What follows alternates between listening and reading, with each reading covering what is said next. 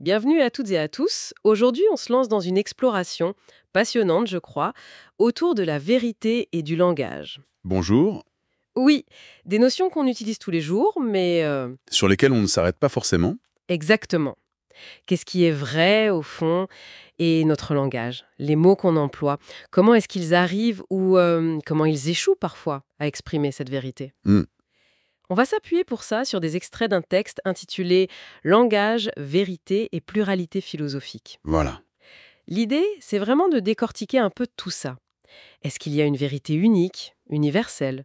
Le langage peut-il vraiment tout dire? C'est vrai que cette quête de vérité, c'est fondamental pour l'être humain, non? On cherche toujours à dépasser l'ignorance, le mensonge. Oui, à comprendre. Et c'est ce que les sources montrent bien, la vérité, bah, elle n'est pas simple, pas monolithique, elle a plusieurs facettes, plusieurs définitions qui ont évolué avec le temps. Et le langage est au milieu de tout ça. Ah oui, complètement. C'est notre outil principal pour penser, pour communiquer, pour débattre justement de ce qui est vrai. Donc, voyons comment ces textes nous éclairent là-dessus, sur cette pluralité de la vérité et aussi sur les capacités et les limites du langage. Alors, commençons par la vérité elle-même. Première chose que les sources rappellent, et c'est important, vérité, ce n'est pas exactement synonyme de réalité brute. Tout à fait. On nous ramène un peu aux origines, latine veritas, grec aletheia. Et l'idée forte qui ressort, c'est que la vérité serait plutôt un jugement qu'on porte sur les choses. Pas la chose elle-même. C'est ça. L'exemple donné est très simple. Un cahier, bon, il existe, il est réel, mais dire ce cahier est vrai, euh, ça n'a pas beaucoup de sens. Non. Par contre, l'affirmation ce cahier est bleu, elle peut être vraie ou fausse. Et c'est une distinction absolument cruciale, oui. Les textes pointent du doigt cette confusion fréquente qui lie à la doxa l'opinion commune. On a tendance à mélanger la vérité, qui relève du jugement du discours, Mhm. et la réalité, c'est-à-dire ce qui est, quoi. Alors que la vérité, c'est la qualité de ce qu'on dit à propos du réel. Ça qualifie notre pensée, notre parole. Il y a une autre nuance qui est soulevée, je trouve ça intéressant, c'est la vérité vue comme authenticité, Hmm. comme naturelle. Ah oui. On parle de faux cheveux et de vrais cheveux, les naturels. Et ça suggère quelque chose. Si la réalité elle-même peut être double, plurielle, l'original, l'imitation, le naturel, l'artificiel, ben, est-ce que ça veut dire que la vérité qui s'y rapporte pourrait aussi être plurielle? C'est exactement ça. Cette idée de pluralité, elle est vraiment au cœur de la réflexion ici. La philosophie a toujours essayé de cerner ce concept de vérité. La scolastique, par exemple, la définissait comme la conformité de la pensée avec le réel. D'accord. Mais les extraits nous poussent à distinguer au moins deux grandes formes de vérité. La vérité formelle et la vérité matérielle. Ok, alors la vérité formelle, si j'ai bien suivi, c'est celle de la pure logique, c'est ça? C'est ça. Peu importe si les points de départ sont vrais dans le monde réel, ce qui compte, c'est que la conclusion découle logiquement du reste. Exactement. Tous les hommes sont mortels, Socrate est un homme, donc Socrate est mortel. Là, la conclusion est vraie, formellement. Le raisonnement est impeccable. Voilà. C'est une question de cohérence interne du discours, de validité logique. Ça ne dit rien sur le contenu, sur les faits. Et c'est là qu'intervient l'autre forme, la vérité matérielle. Ah, d'accord. Elle, au contraire, elle exige une correspondance entre le jugement et l'objet extérieur. Elle demande une vérification par l'expérience, par les sens. Il faut aller voir. Oui. On cite Kant, d'ailleurs, dans sa logique, la vérité matérielle, c'est l'accord d'une conscience avec un objet déterminé auquel elle est rapportée. Pour savoir si il pleut est matériellement vrai, faut regarder par la fenêtre. C'est clair. Cette distinction est essentielle.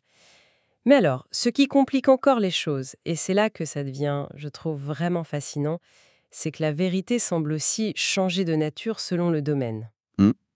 Ce qui est vrai en science, ce n'est pas la même chose qu'en religion ou même en philosophie, nous disent les textes. Tout à fait.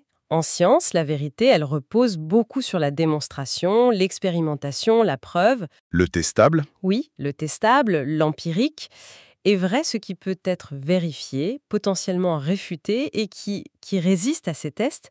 C'est une vérité qui se construit par l'observation, la logique appliquée aux données. alors qu'en philosophie, si on prend Descartes, qui est mentionné, la vérité, on l'attend différemment. Oui, inévitable. C'est un processus très intellectuel, introspectif. Et la religion propose encore une autre voie. Là, la vérité est souvent fondée sur la foi, La révélation, l'autorité d'un texte ou d'une tradition. Elle est donnée, en quelque sorte. Oui, elle est présentée comme dogmatique, c'est-à-dire qu'elle n'est pas censée être prouvée ou questionnée de la même manière que la science. On la reçoit, on y croit. Donc on a différentes visions de la vérité, différents domaines. Mais alors, comment on fait pour la reconnaître? Si elle n'est pas unique, comment on sait que quelque chose est vrai? Quels sont les critères? Ah, la question des critères. Oui, les textes en explorent plusieurs. Certains sont plutôt subjectifs, d'autres se veulent plus objectifs. Commençons par les subjectifs peut-être. D'accord. Le premier, c'est l'évidence. Une idée forte chez Descartes, mais aussi chez Jules Lagneau, qui est cité. L'évidence, c'est ce sentiment de clarté, tellement puissant qu'une idée s'impose à l'esprit, sans besoin de preuve. Ça nous parle, ça. Oui, Descartes dit « Les choses qui se conçoivent très clairement et très distinctement sont toutes vraies ». Et Lagneau parle du caractère d'une vérité clairement et distinctement conçue, qui s'impose à l'esprit. C'est une belle idée, cette illumination intérieure. Mais c'est très personnel, non? Ce qui est évident pour moi ne l'est pas forcément pour vous. On peut être hyper convaincu et se tromper complètement. C'est la limite, oui. Les extraits ne creusent pas cette critique directement, mais le simple fait de présenter d'autres critères suggère que l'évidence seule ne suffit pas. Et quel est l'autre critère subjectif? Ce qui est utile, ce qui a des conséquences positives. Ah oui, James dit « Le vrai consiste simplement dans ce qui est avantageux pour notre pensée. Oula, attendez. Si le vrai, c'est ce qui est avantageux, est-ce que ça veut dire qu'une idée est fausse, mais utile, une fake news efficace, pourrait être considérée comme vraie? Ça me semble un peu glissant comme terrain. » C'est une critique fréquente du pragmatisme, en effet. Les sources ne la développent pas, mais elles présentent cette approche comme une des facettes possibles de la vérité. À côté de ça, on a les critères objectifs. Plus solide peut-être. En théorie, le premier, c'est la cohérence. Un discours est vrai s'il est logique, non contradictoire. C'est la base de la vérité formelle dont on a parlé. D'accord, la logique interne. Ensuite, il y a la vérification. Pouvoir confronter ce qu'on dit à la réalité, par l'expérience. Ça, c'est le critère majeur des sciences expérimentales. Tester et mesurer. C'est ça. Si je dis que l'eau bout à 100 degrés au niveau de la mer, on peut le vérifier. Et le dernier critère objectif? C'est l'unanimité, ou du moins l'accord du plus grand nombre. L'idée, c'est que si beaucoup de gens sont d'accord, il y a des chances que ce soit vrai. Le consensus. Oui, un principe qu'on retrouve en démocratie avec la loi de la majorité. Bon, évidemment, l'histoire montre que la majorité peut se tromper, Carrément. mais cet accord social reste un indicateur.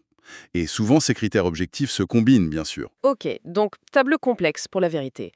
Passons maintenant au langage. Comment cet outil qu'on utilise sans arrêt entre en jeu là-dedans? Bergson le décrit comme un outil social. Fondamental pour la communication, oui.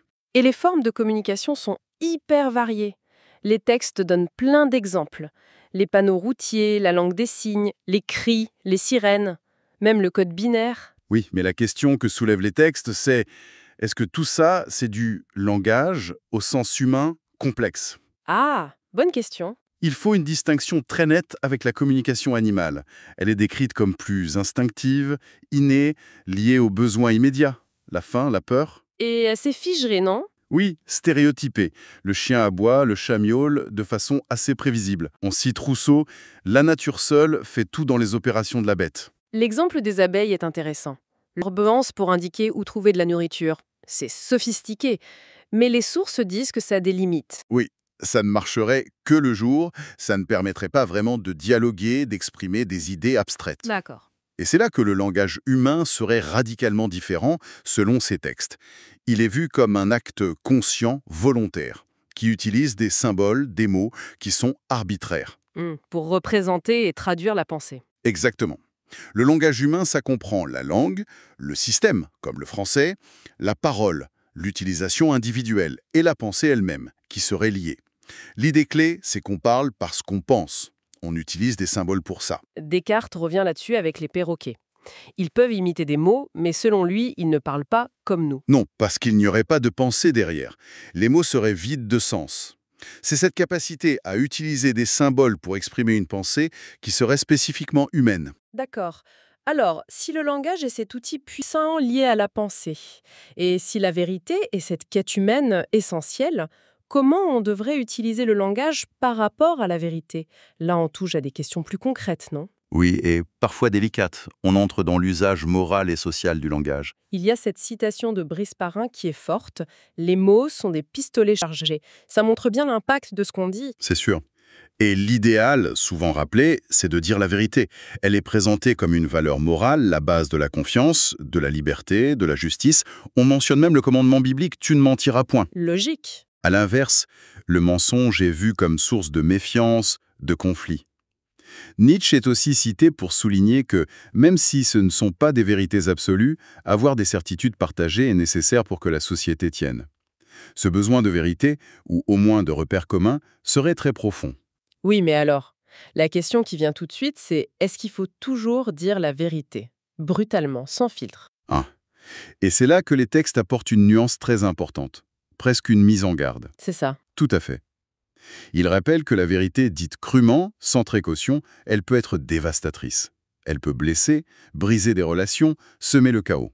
Donc, prudence. Oui, un appel à la prudence. Tenir compte du contexte, à qui on parle, où, quand, choisir ses mots, et parfois même, les textes le suggèrent, il pourrait être sage de masquer la vérité, de la taire. Voire de mentir. Peut-être, si c'est pour préserver un bien jugé supérieur, comme la paix. On cite Platon. La sagesse consiste à se taire devant certaines situations. Et Vladimir Jankélévitch enfonce le clou. Toute vérité n'est pas bonne à dire. Il y a des vérités qu'il faut manier avec des précautions infinies. Ça fait un peu écho au proverbe « Mieux vaut un mensonge qui construit qu'une vérité qui détruit C'est un vrai dilemme éthique. ». Complètement. Ça pose la question de la responsabilité de celui qui parle. Mais attention, le langage n'est pas que dangereux. Les sources rappellent aussi son pouvoir positif. Énorme même. Bien sûr. La parole franche peut guérir, réparer. Le langage construit l'espoir, l'amour, les projets. Il nous façonne notre identité. L'homme, ses paroles, dit une expression citée. Et l'importance de la parole donnée, de l'engagement. Que notre oui soit oui. Oui, et on fait même allusion au pouvoir presque magique, performatif de la parole. Dans certaines traditions, la parole qui crée, qui bénit, qui maudit. Elle agit sur le réel. Elle n'est pas juste un reflet, elle agit. C'est cette dualité du langage, destructeur potentiel, mais aussi créateur et structurant, qui est vraiment mise en avant. Ok, dernier grand point. La relation entre le langage et la pensée. C'est intime, mais ambigu. Intuitivement, on pense que le langage reflète directement nos idées. Oui, c'est l'idée commune. Et plusieurs philosophes vont dans ce sens. Hegel est très clair. C'est dans les mots que nous pensons. Pour lui, une pensée non formulée, elle n'existe pas vraiment. C'est le langage qui lui donne corps. Alain dit aussi, c'est dans le langage que se trouvent nos idées. Et Platon, encore lui, avec cette image, la pensée est la parole antérieure, et la parole est la pensée extérieure, comme un miroir. Ferdinand Saussure aussi, le linguiste, avec sa métaphore de la feuille de papier. La pensée, c'est le recto, le son, c'est le verso. Inséparables. Voilà, le langage serait la face visible de l'invisible de la pensée. Mais est-ce que c'est si parfait? Ce miroir est-il fidèle? C'est là que les textes mettent des bémols, des limites importantes. Oui, et elles sont cruciales. Première limite, le langage peut carrément cacher la pensée. Pas juste être imprécis, mais être utilisé pour masquer ce qu'on pense vraiment. Le mensonge, l'hypocrisie. Oui, la flatterie, la démagogie, la propagande. On cite Édouard Sapir, l'ensemble du langage n'est pas toujours indicateur d'une pensée. Langage et pensée sont distincts. Deuxième limite, même quand on est sincère, le langage peut être inadéquat. On a tous connu ça. On cherche ces mots, on ne trouve pas le terme exact. Ah oui, frustration. Il y a de l'inexprimable, des zones de notre pensée ou de notre expérience que les mots n'arrivent pas à saisir. Et c'est encore plus vrai, disent les textes, pour exprimer la richesse, l'intensité de nos émotions, de nos sensations. Tout à fait, une grande joie, une peine profonde. Les mots semblent souvent fades, génériques, à côté de ce qu'on vit. Diderot l'exprime bien. Les mots ne suffisent presque jamais pour rendre précisément ce que l'on ressent. Et Bergson va même plus loin. Il ne dit pas juste que le langage est insuffisant, il dit qu'il peut nous tromper. Ah bon? Comment ça? En nous forçant à utiliser des mots généraux, sociaux, joie, peine, amour, il simplifie, il classe, et il déforme peut-être la singularité, la fluidité de notre vécu. Le mot fige et trahit l'expérience. C'est fort comme idée. Et la conséquence logique de tout ça, c'est que ce qu'on dit n'est pas forcément la vérité de ce qu'on pense, même quand on essaye. C'est le paradoxe, oui. Et ça nous ramène bizarrement à la valeur du silence. Wittgenstein et sa phrase célèbre, ce dont on ne peut parler, il faut le taire. Peut-être que ça veut dire ça, quand les mots trahissent, mieux vaut se taire. C'est une interprétation qui souligne bien les limites du langage. C'est notre outil principal, mais il n'est pas tout puissant. Il y a des choses qu'il ne peut pas atteindre, ni dans le monde extérieur, ni dans notre monde intérieur. Bon, alors si on essaie de résumer un peu tout ça, après cette exploration, qu'est-ce qu'on retient? Le mot-clé, c'est complexité, j'ai l'impression. Oui, je crois aussi. La vérité, ce n'est pas simple, ce n'est pas unique. C'est pluriel, ça dépend du contexte, des critères. Et le langage, notre outil pour y naviguer, il est hyper puissant, mais aussi limité, parfois inadéquat, parfois même trompeur. C'est exactement ça. La tension est là. D'un côté, on aspire à connaître et dire le vrai. Et de l'autre, on fait face à une vérité qui se dérobe, qui est multiple, et on dépend d'un langage imparfait. Le rapport entre langage, pensée et monde reste problématique, disent les textes. Oui, c'est le mot juste. Il n'y a pas de solution simple. La vérité, c'est un carrefour complexe, avec des chemins logiques, empiriques, subjectifs, sociaux. Et pour finir, les extraits lancent une dernière question, une piste de réflexion qui résonne beaucoup aujourd'hui, je trouve. Ah oui, laquelle? Dans notre quête de vérité, est-ce que le discours scientifique, avec ses preuves, sa vérification, n'est pas en train de prendre toute la place, de devenir un peu hégémonique?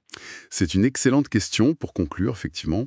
À force de valoriser, et souvent à juste titre, la vérité démontrable, objective, est-ce qu'on n'appauvrit pas notre rapport au réel? Hmm.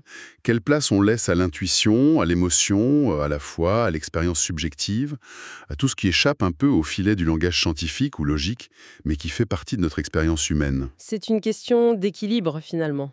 Oui, un équilibre entre les différentes voies d'accès au vrai, et comment notre langage, en privilégiant certaines formes, façonne notre perception globale. C'est une réflexion qui nous dépasse un peu aujourd'hui, mais qui mérite d'être poursuivie. Absolument. Merci beaucoup pour cet échange éclairant. Merci à vous.